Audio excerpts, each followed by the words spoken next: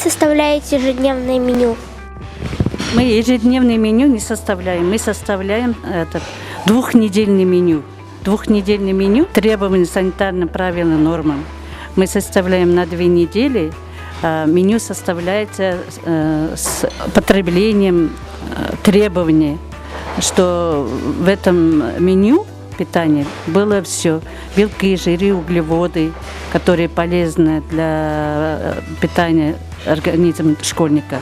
Мы составляем на 2 недели, и это ежедневное меню потом будем отрабатывать.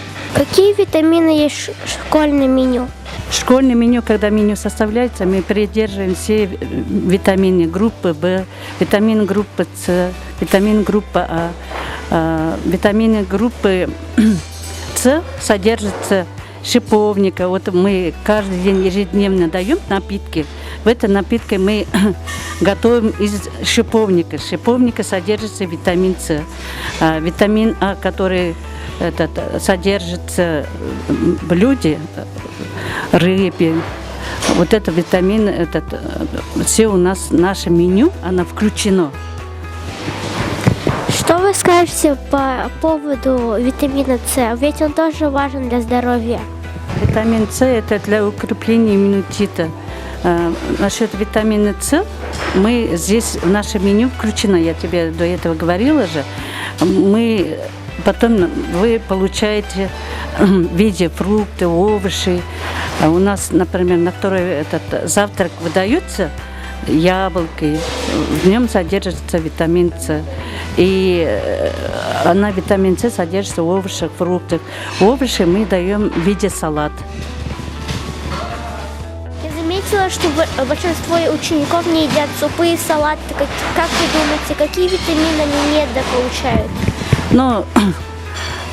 Да, многие не едят супы и салаты, но я не думаю, что они совсем недополучают витамины.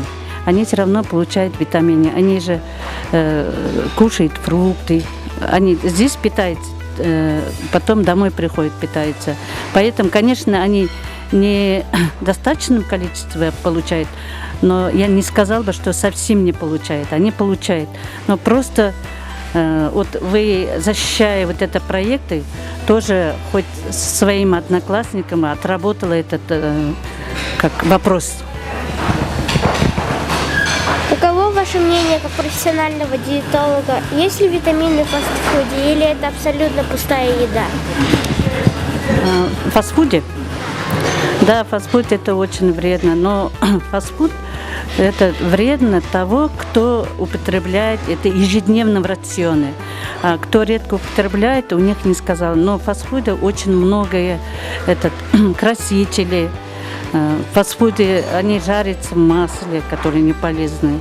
Поэтому, может, когда вот человек употребляет много вот этого фастфуда, у него повышается холестерин.